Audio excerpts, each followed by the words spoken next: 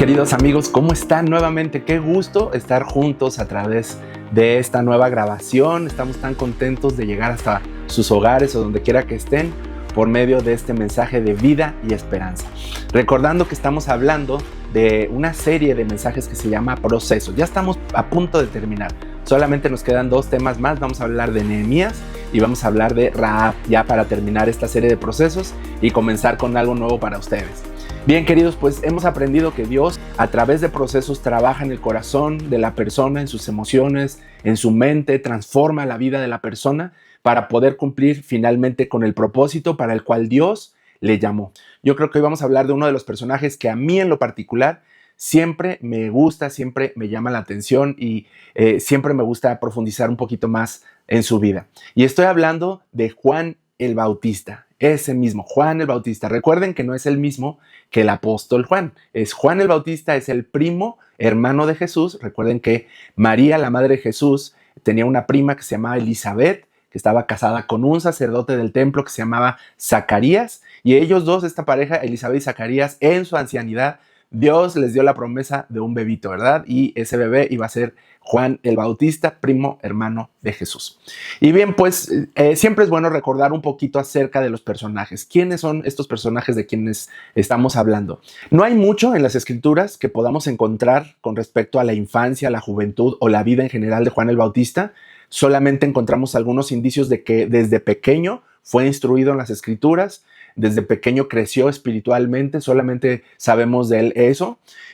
Y más adelante, ya por ahí de sus 30 años, vemos cómo él inicia su ministerio a lo largo del río Jordán, llamando a la nación de Israel al arrepentimiento y bautizándolos ahí en el río, ejerciendo esta práctica del bautismo que era bastante novedosa para su tiempo, porque si ustedes recordarán, el pueblo judío practicaba un ritual que se llamaba de lavamiento de purificación, y era una especie de baño o de lavado del cuerpo en una ceremonia para purificar a una persona, una mujer que se iba a casar o un varón que a lo mejor se había contaminado de algo, tenía que pasar por un proceso de lavamiento en todo un ritual judío.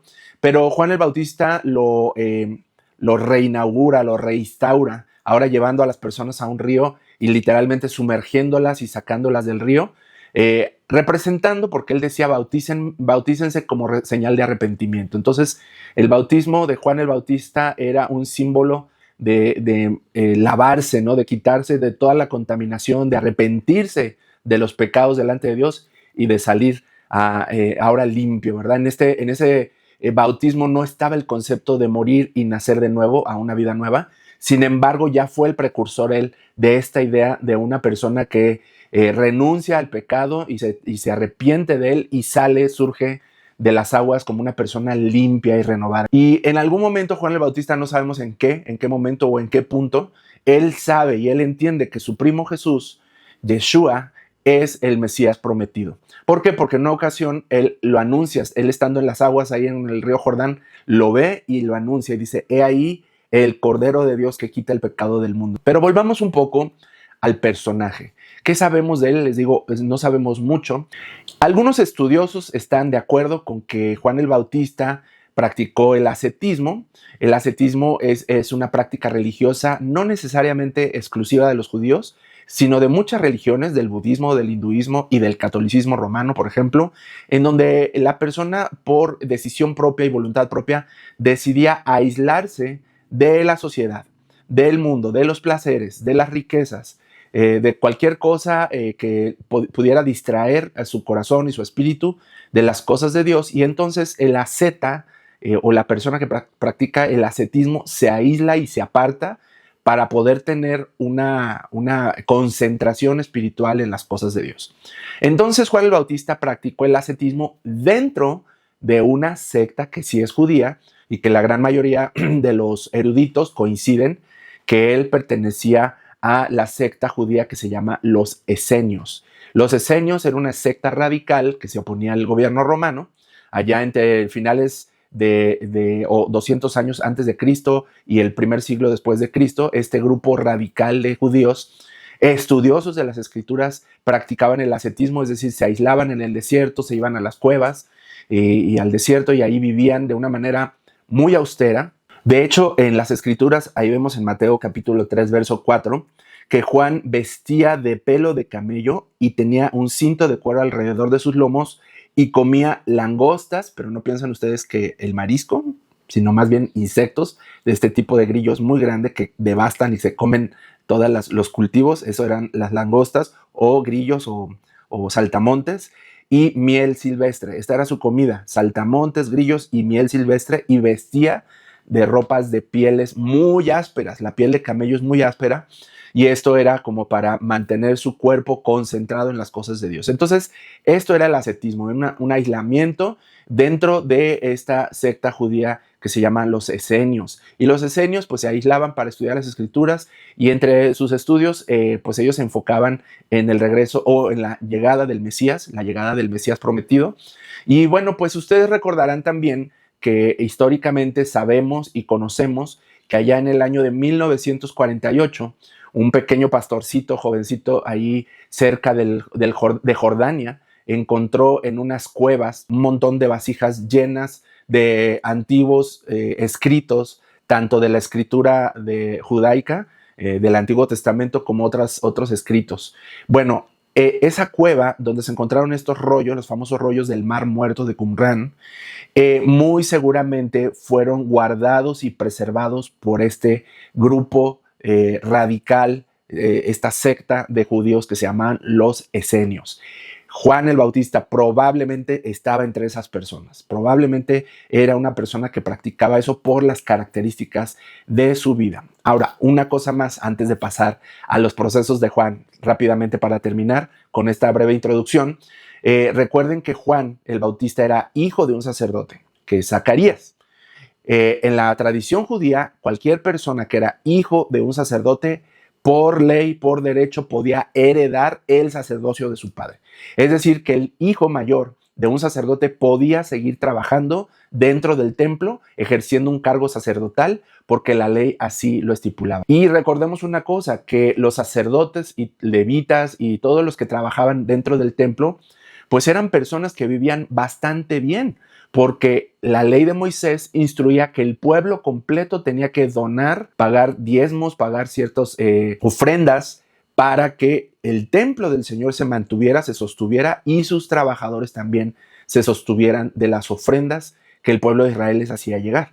Entonces vivían bastante bien, eran personas con acceso a educación, tenían derecho ya a tener un trabajo de por vida dentro del templo, comían muy bien, porque recuerden que el sacerdote tenía derecho de comer algunas de las ofrendas que eran sacrificadas para el Señor, y bueno, pues eran personas que realmente vivían muy bien. Pero sin embargo, vemos cómo Juan el Bautista en algún momento de su juventud renuncia a ese derecho y se convierte a esta secta judaica que se llaman los esenios, se aísla en los desiertos, y ahí es donde él tiene un gran proceso de preparación para volver a la vida pública y anunciar la llegada del Mesías. Pues prácticamente esta es la vida de Juan el Bautista en un resumen breve. Bien, queridos, pues vamos a pasar ahora sí a nuestro estudio. A este estudio del día de hoy yo le puse el proceso del desierto y la voz del propósito.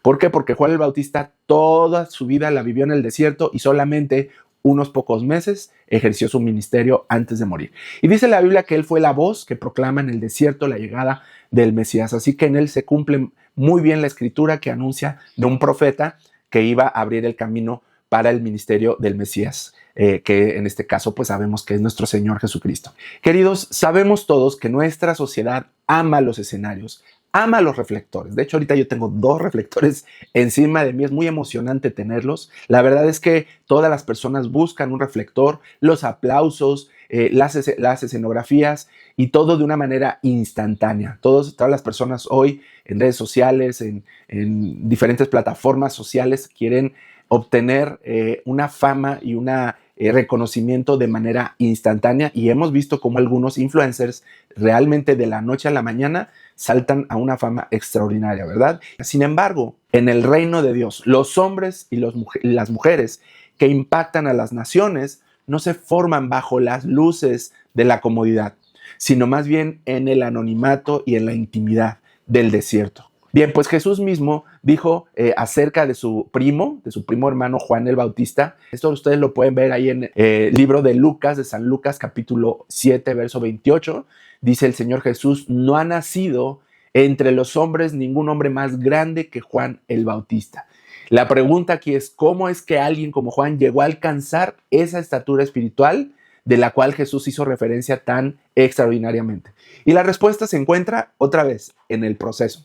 A través de un proceso, Juan el Bautista fue formado para poder llegar a obtener este título, del cual no encontramos en la Escritura que Jesús haya dicho lo mismo acerca de otra persona más que de su propio primo Juan. ¿Verdad? Juan pasó décadas en el desierto preparándose para un ministerio que iba a durar unas cuantas semanas, unos meses.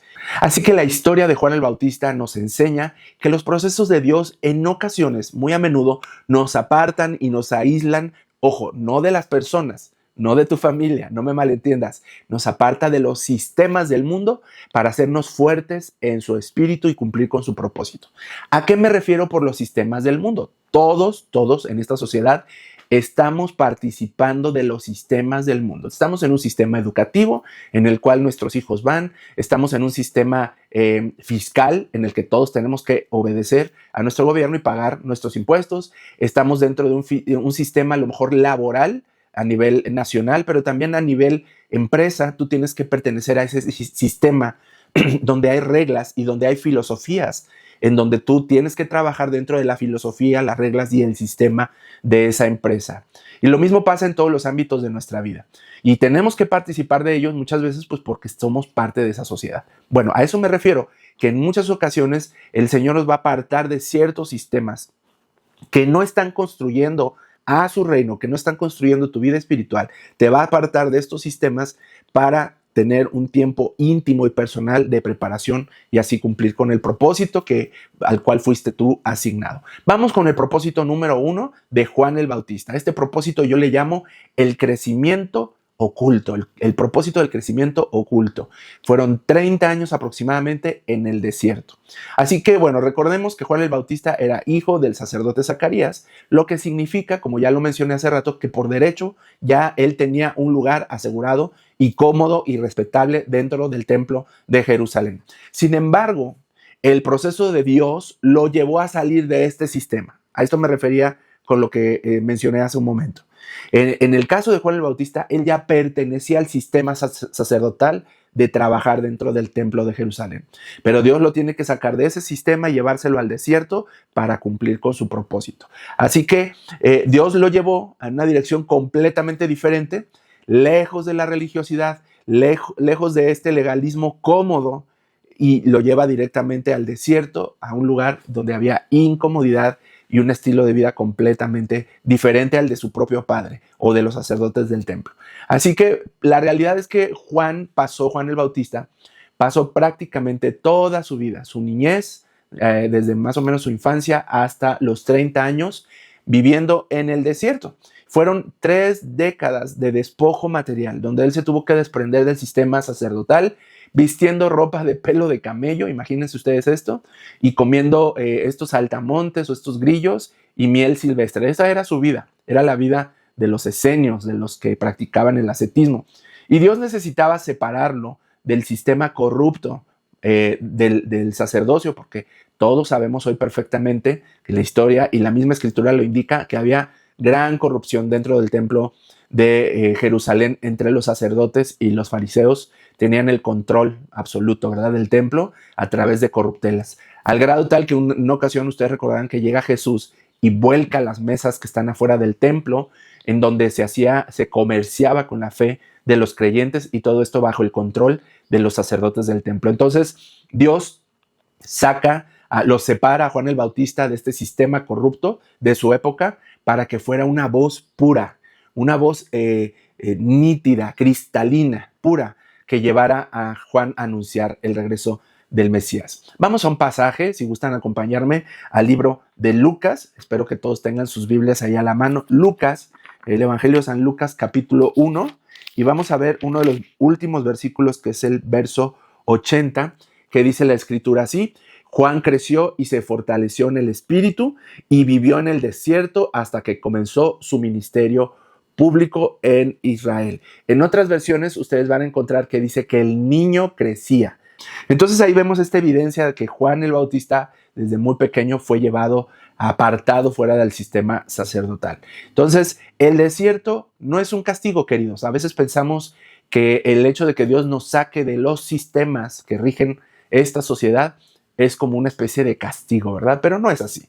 Es el taller de Dios, en donde Dios va a trabajar con tu corazón, con tu espíritu, para cumplir sus propósitos. Así que hay temporadas donde Dios te aislará para que dejes de escuchar esa filosofía, esos sistemas de los hombres y comiences a aprender únicamente de su voz.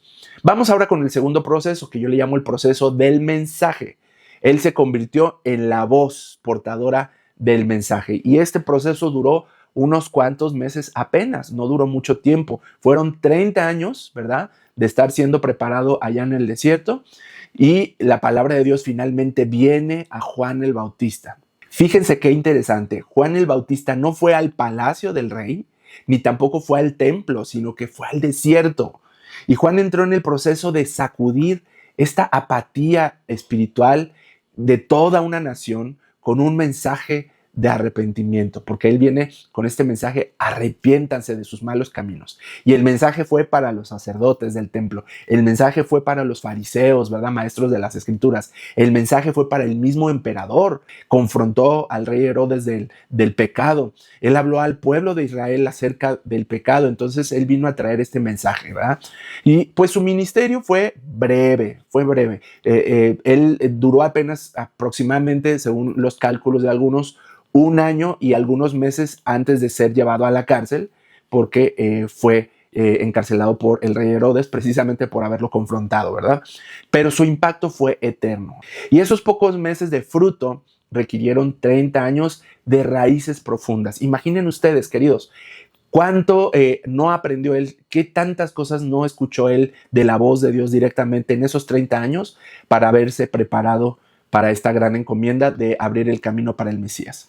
Vamos a ver otro pasaje, por favor, si gustan ir al Evangelio de San Lucas, capítulo 3, y en esta ocasión vamos a ver el verso 2 y 3, que dice lo siguiente: Anás y Caifás eran los sumos sacerdotes.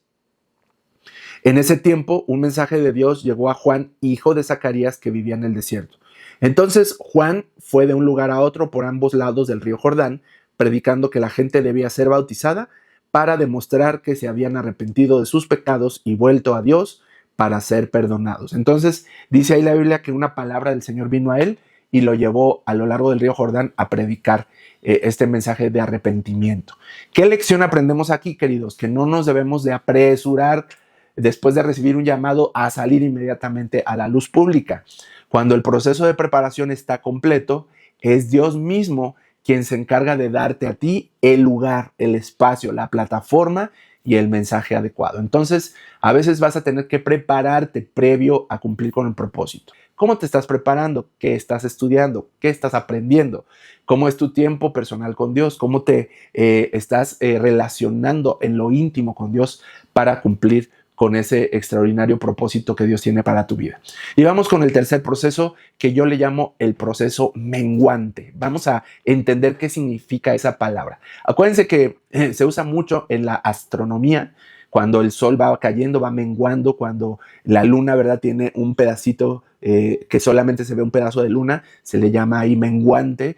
Quiere decir que es cuando algo va decreciendo o algo va lentamente desapareciendo. Ahorita vamos a ver por qué este proceso lo tuvo que pasar Juan el Bautista. El proceso más difícil para cualquier líder no es necesariamente llegar a la cima o al éxito, sino saber cuándo bajarse de ese lugar en donde tú ya crees que lo lograste, bajarse de ahí con gracia y sabiduría. Cuando Jesús comenzó a predicar y a bautizar también, porque Jesús bautizó junto con sus discípulos, los discípulos de Juan tuvieron celos, sintieron celos. Pero Juan demostró que su carácter estaba perfectamente bien procesado al entender que él solamente era un heraldo del rey, ¿no?, que era un mensajero y no que él era el rey mismo. Entonces Juan entendió perfectamente, porque llegó a alcanzar tanta fama, tanta popularidad, que dice que las multitudes lo seguían. Él llegó a bautizar a multitudes de personas. De hecho, cuando Jesús entra en la escena, nadie sabe quién es Jesús, nadie lo reconoce. Es Juan el que tiene que apuntar y decir, Él es el Cordero de Dios. Y constantemente cuando los discípulos de Juan le preguntaban si Juan mismo era el Mesías, Juan decía que no. Juan decía, Él es el Mesías, Jesús es el Mesías, vayan con Él.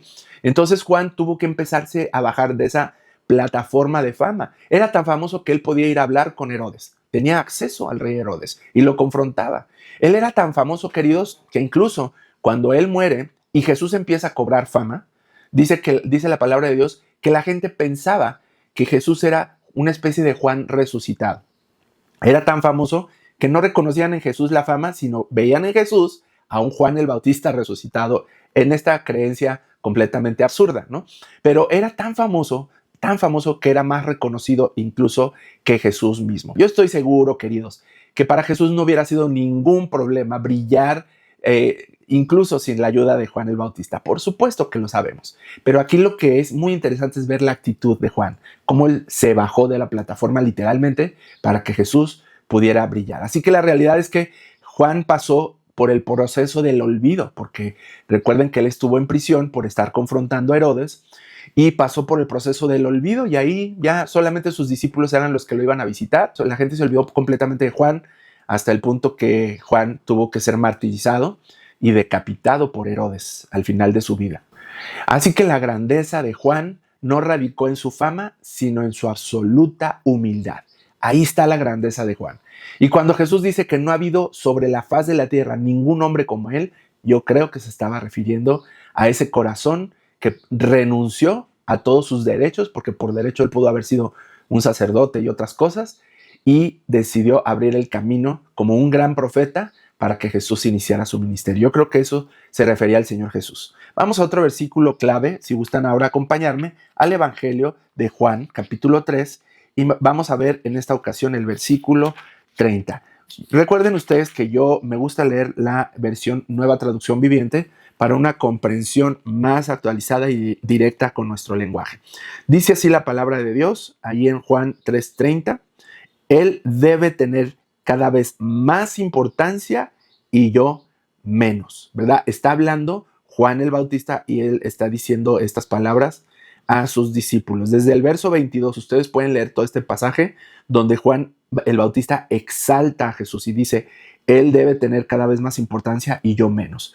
Y ustedes recordarán en la versión Reina Valera 1960 que dice, es necesario que Él crezca y yo mengüe. A eso se refiere, que yo decrezca, ¿verdad?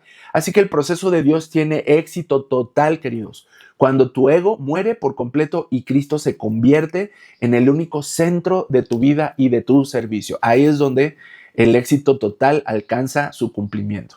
Bien, queridos, pues vamos ahora a algunas preguntas de reflexión como lo hacemos cada semana, ¿verdad? Cuando sientes que ya nadie nota tu talento, tus habilidades, tus destrezas o tu servicio, ¿qué pasa en tu corazón? ¿Te desanimas o aprovechas ese tiempo para fortalecer tu espíritu, tu conocimiento en las cosas de Dios y prepararte mejor para ser un mejor siervo del Señor?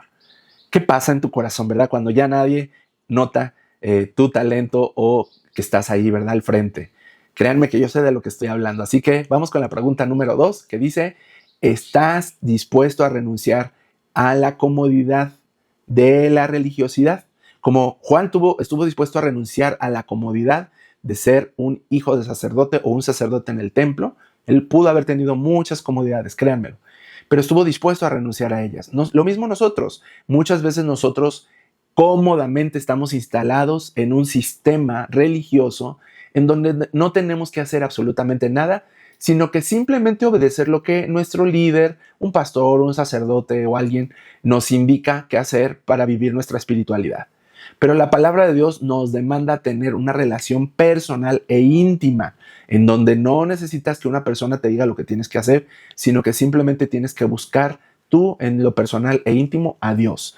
Y esto requiere de valor renunciar a la comodidad de la religiosidad para entrar en una vida espiritual íntima y personal con el Señor Jesús. Juan cambió una vida sacerdotal cómoda por un llamado radical. Entonces, pregúntate, ¿qué comodidades están impidiendo entregarte hoy por completo a Dios y qué es lo que está impidiendo esta entrega. La tercera pregunta es la siguiente: ¿cuál es la calidad o cómo es la calidad de tus raíces? Seguramente tú has echado raíces espirituales y me refiero a lo que sabes de Dios, lo que entiendes de Dios, lo que has aprendido de Dios. Pregúntate hoy, ¿qué tal es la calidad de esas raíces? Y la última pregunta, queridos, es ¿cómo manejas que otros reciban el crédito y crezcan más que tú?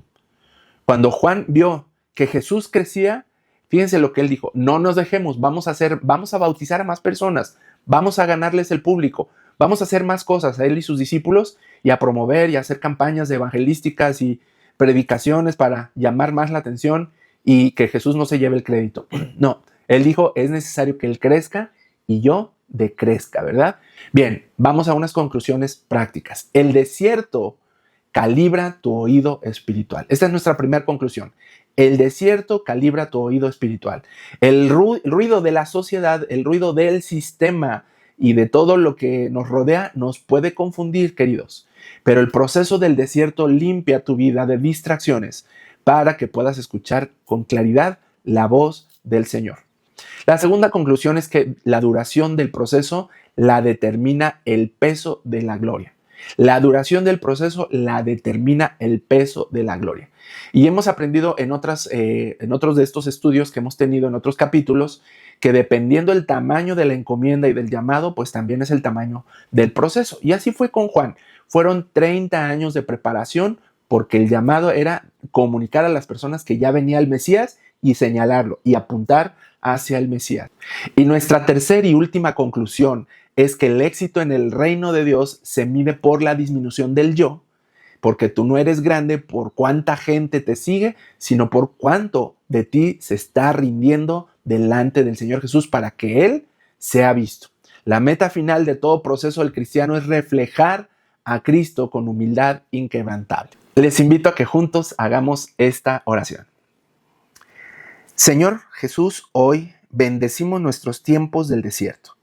Entendemos que el aislamiento no es tu rechazo, sino tu protección y preparación. Fortalece nuestro espíritu en lo oculto, en donde nadie nos ve. Sana nuestro corazón del deseo de los aplausos humanos y enséñanos a menguar con alegría para que tu nombre crezca y sea glorificado en nosotros.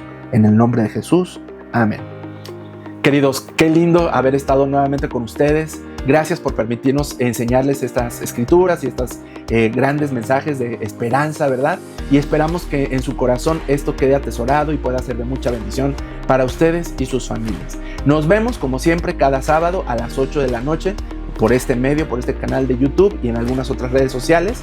Y recuerden que también los que viven en Guadalajara, pues estamos teniendo reuniones presenciales con esta misma temática los miércoles a las 8 de la noche en diferentes casas.